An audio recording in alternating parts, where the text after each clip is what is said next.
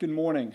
Glad everybody is here, and thank you for coming. Let me just kick it off real quick before we turn it over to the real purpose of today's discussion to our Attorney General, Patrick Morrisey. Let me give you a quick FEMA update. Yesterday afternoon, I had a conference call with the Regional Administrator for FEMA, Mary Ann Tierney. Here is the latest numbers as of 2 o'clock yesterday. As of 2 o'clock, of course, we have now 10 counties that have been the designated disaster areas and now eligible for the individual assistance. There is over 400 FEMA representatives that are on the ground in West Virginia, again, as of yesterday afternoon. $1.1 million has already been paid out through the individual support. This is the cash assistance support from FEMA to the individuals who have registered through the FEMA emergency website. We are encouraging all as soon as possible to go and call 1-800-621-FEMA. There's the website as well. They also announced that not only is the operations center up and running here in West Virginia for FEMA, they have the disaster recovery centers that are opened up as of yesterday I would not be surprised if there aren't more as of this morning. And those four were 2 in Greenbrier, 1 in Kanawha, and 1 in Nicholas County. FEMA is focused on a wide range of issues, but that's the latest from the Regional Administrator of FEMA for Region 3, which is where we are. Over these last 5-6 days, it is obviously apparent, clear of the scope of the devastation, the scope of the heartbreak, and the impact on real people's lives in West Virginia. Some of the areas that we are working on now are moving on to issues of trying to get our small businesses back open, and working with our business community to try to get these backbones of local communities up and running again. The other aspect is, of course, trying to get these job opportunities for the debris removal, the repairs. There's going to be a significant need for workers. And working with the governor's office, working with highways, I am urging, candidly demanding, to the greatest extent possible, that we make sure West Virginians are the ones that are given the first opportunity, the best opportunity to get to work, to helping out. It has been overwhelming, not only the scope of the disaster, but the need. But I will tell you, through all the challenges, the resilience of the West Virginia people, the community spirit, the love, the support has, I think, moved us all. Well, that's one of the reasons that we are here today, and I'm so appreciative of the work of the Attorney General. Over the last several days, one of the things we've all witnessed is the stories that have moved not only us as a people, but touched the hearts of the people of America. We have all seen the incredible generosity and support that is being brought to help the people of West Virginia. You know, we're tough people. We're going to rebuild. We're going to come out better than ever. But what we are already seeing, tragically, in this incredible time of need, we are seeing those who are seeking to take advantage of the generosity and the support and this tragedy in a negative way. We have seen firsthand, talking to residents up and down these hollows, who have seen issues of looting. We have heard concerns about the potential for price gouging, and we all know the amount of charity fundraising that is going on now that is seeing significant funds being generated. So just as I mentioned a moment ago, over $1 million of direct cash assistance to disaster victims from FEMA. We know there will be people out there preying on these victims in a way that is simply an outrage. Our Chief Consumer Protection Officer in West Virginia is our Attorney General. And we have been in close contact literally from moment one of this disaster, working with his office, fully engaged with him about making sure we are protecting our consumers. Let's not have the victims of this flood be victimized a second time. So I appreciate the leadership of Patrick Morrisey, and I'll turn it over to him now to discuss the aggressive actions that Patrick Morrisey and the Attorney General's office is taking to make sure that our flood victims, the people of West Virginia, are protected. Thank you, sir. Well, thank you very much, Congressman, and it's been terrific to partner with you in light of your leadership working in southern West Virginia. And we have been in very close contact from day one, because I think our common goal is to protect and to help as many people as humanly possible. Let me start out by saying that we all know the past week has been devastating to countless West Virginians. I've been on the ground in White Sulphur, Rainelle, Clendenin, Jordan's Creek, Elkview, and other places, and I've seen firsthand that people are hurting very, very badly. The lives have been lost, homes have been destroyed, businesses put out of work, and in some of these places I've seen a real sense of despair about how they're going to move on and rebuild their lives. So my thoughts and prayers go out to everyone that's been affected by this tragedy, this flood, nothing like what we've seen in recent memory. Now, the next few weeks are going to be very critical for the state of West Virginia, but I do have confidence because the generosity that I've seen over the last week is unmatched in anything I've seen my entire life. People across our state and our country are helping their brothers and sisters in West Virginia, and that is very encouraging. And while we have had some issues with price gouging and other issues that our office has jurisdiction over, I want to emphasize that the vast majority of people in West Virginia have been handling this in the best possible manner. I think this is really showing that West Virginia is that shining state in the mountains.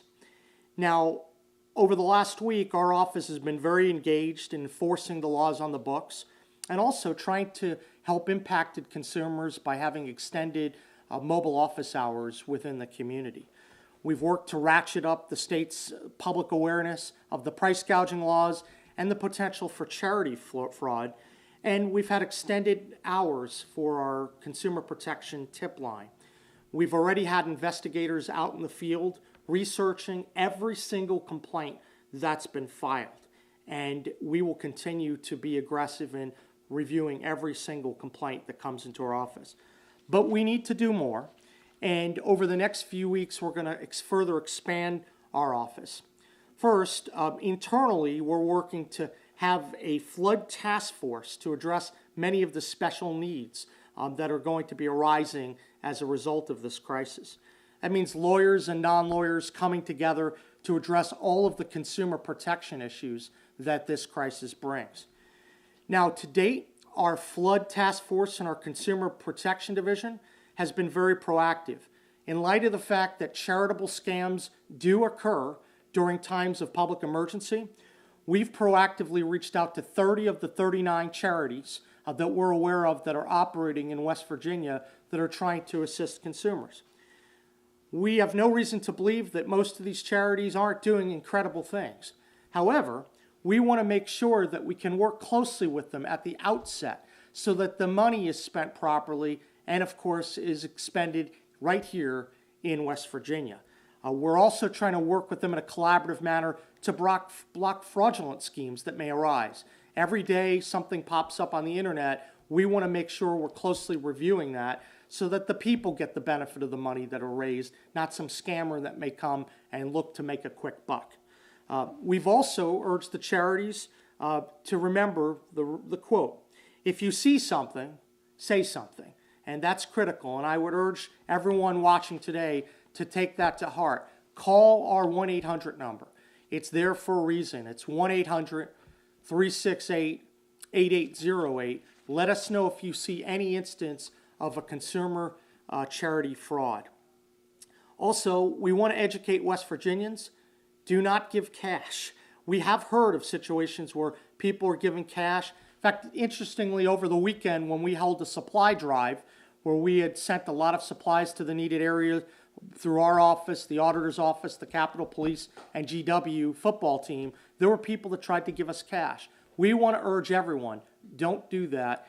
It's best for accountability if you use a credit card or a check. Now, with respect to price gouging, our office has investigated numerous reports. We've probably received 20 to 30 complaints. More keep trickling in. But I would say that the biggest takeaway is that West Virginians have been responding very well to this crisis. They've done the right thing, and there have really been minimal instances of price gouging reported, even in comparison to the chemical crisis of a few years ago that we all dealt with. I think that should be very reassuring. Now, state law does prohibit me from commenting on specific investigations, so I will not. But I can report today that we have already issued 3 subpoenas and multiple letters to different businesses around the state. Some involve water prices and toiletry items. Some involve hotels. But I want to reemphasize, I cannot talk about the particulars of any specific investigation about an entity. But I do want to clear something up that's been coming out of the media and in social media on recent days. A couple days ago, a lot of questions were coming in about hotels. In our review, we determined that hotels actually do not fall within the statutory definition of housing under the state's price gouging laws. So specifically, because of the short-term nature of the housing stays as opposed to some of the month-to-month housing language that's in the code, that is outside of our purview. That's important because obviously we get complaints in those areas.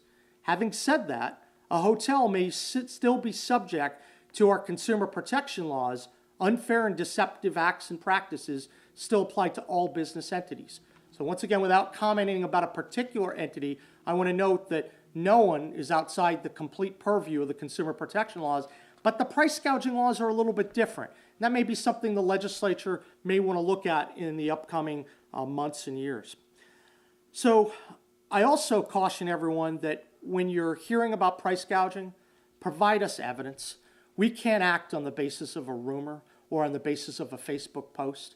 We need you to provide tangible information, receipts, and testimonials about what's happening at a particular location. We just can't rely on the unfounded information that's out there. If you do hear of something, we want you to call our 1-800 number, which is once again 1-800-368-8808. Moving on, we know that many people have lost their homes in this terrible crisis, and a lot of people are applying for insurance. Well, most of the insurance coverage issues fall within the state insurance department jurisdiction, but there are crossover issues with our division. So I've reached out to Commissioner Mike Riley to try to best coordinate a lot of the efforts between our two departments. We've had a good conversation, and I'm pleased to report they have a very robust website to help consumers who need assistance with insurance coverage. Also, as we get complaints that are applicable to our office, we'll act on them or we'll send them to the appropriate state-based agency. Finally, I also want to note that when people are dealing with home cleanups, people have to be mindful about the contractors that they're hiring.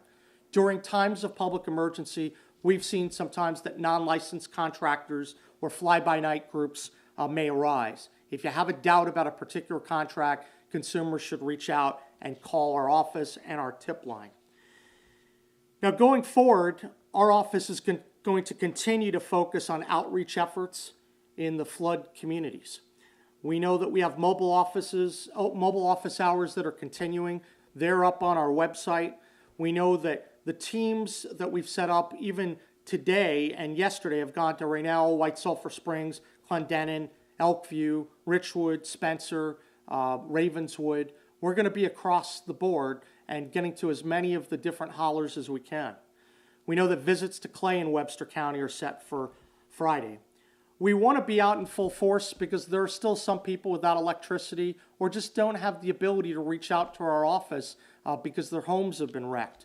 People should take a note of these mobile office hours, and we'll help in any way that we can.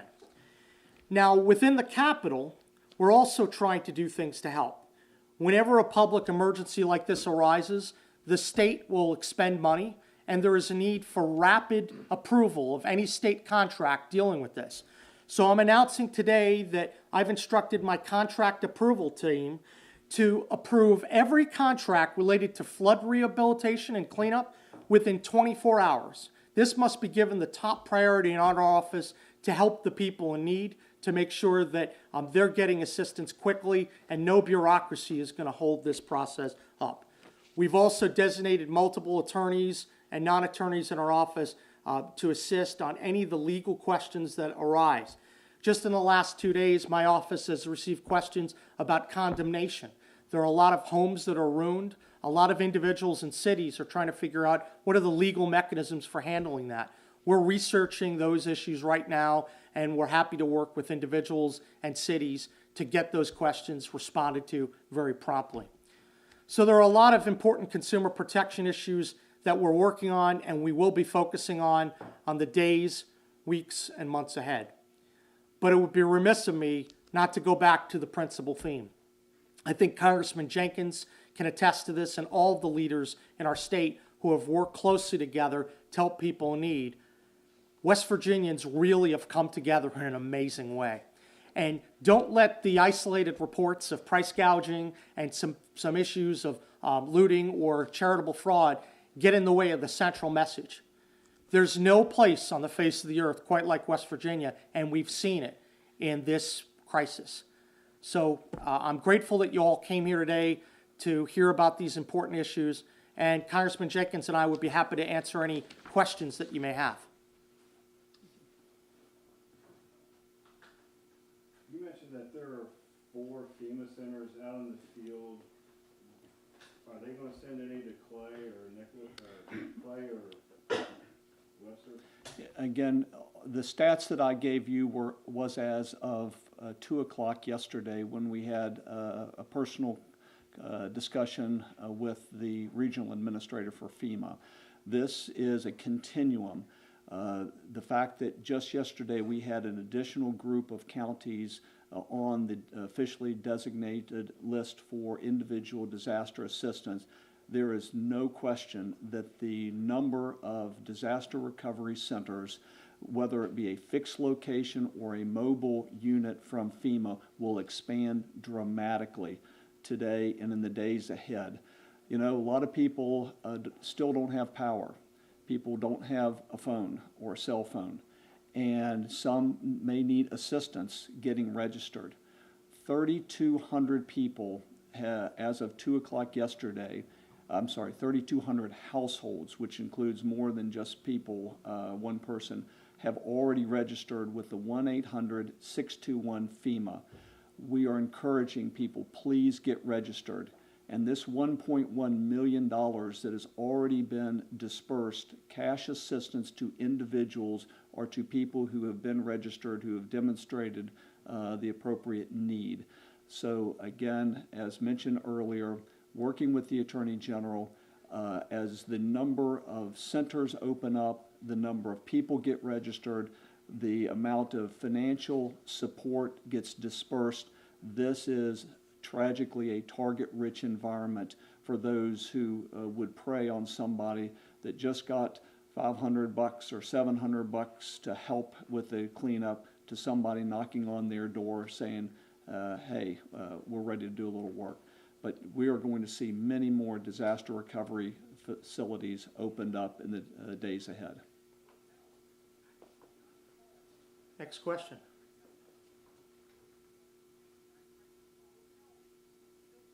Anyone?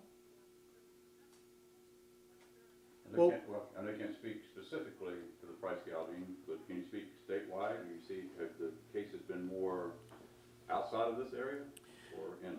No, I mean, we've seen instances, reports in Kanawha County and down in Greenbrier County. But I want to emphasize, I mean, I remember we all lived through the chemical spill back in 2013, the volume of complaints received in that instance were significantly more. So I think most West Virginians and businesses have really handled this exactly right. Plus, we've tried to be very proactive in educating people. I think folks know, given the Attorney General's record, that we will prosecute individuals who violate our price gouging laws, and we'll make sure we have a no tolerance policy here. And we've been pleased that folks have really stepped forward. They've adhered to the law. But there have been instances of reports. We diligently investigate them, and as I indicated, we have sent out 3 subpoenas and multiple letters, and any complaint that comes in, we will take seriously and investigate. As far as the charity fraud, are you hearing from people outside of the flood area where people are saying, you know, we're helping the flood victims, they may be living like in Montague County, you know, will you help us help them? Have you had that type of phone scam or anything like that? Well, I can tell you that we haven't had a specifically identified charitable scam yet. We've reached out. What we're doing, though, is monitoring closely. We've detected there are at least 39 different fundraising efforts that have arisen, and we've reached out to 30 of them.